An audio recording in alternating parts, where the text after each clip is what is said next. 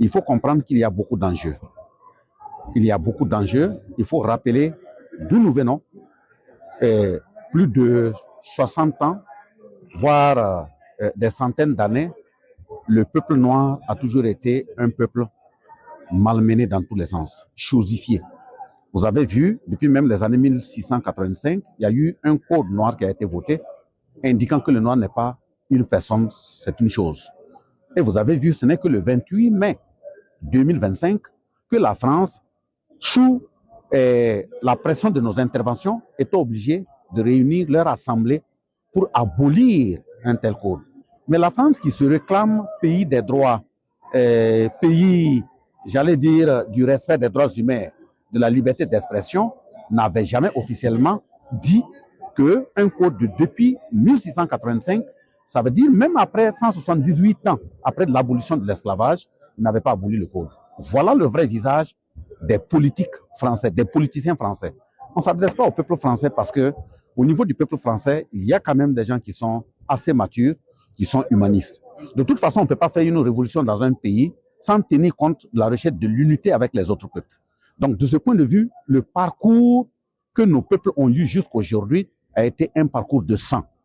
Et j'ose même dire que si vous décapez les pavés en Angleterre, aux États-Unis, en France, vous allez trouver, etc., vous allez trouver du sang des Noirs qui coulent à l'intérieur.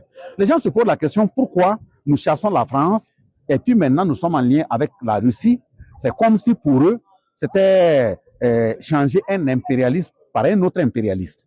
Non, c'est une insuffisance d'éducation, voire même simplement d'information. D'abord, la Russie n'a jamais colonisé un pays africain.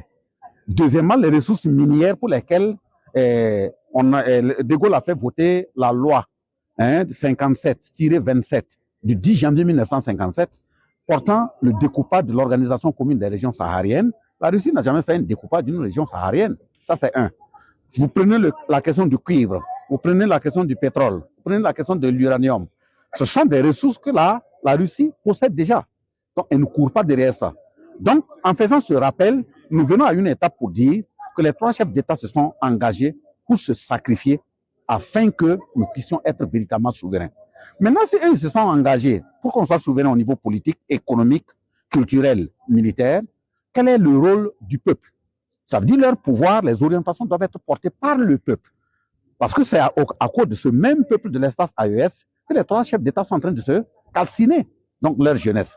Donc, de ce point de vue, on doit rester en veille. On doit être mobilisé, déterminé. Parce que je le dis, je le répète, pour terminer, que l'espace aéusien, c'est comme si le peuple est monté sur un engin explosif.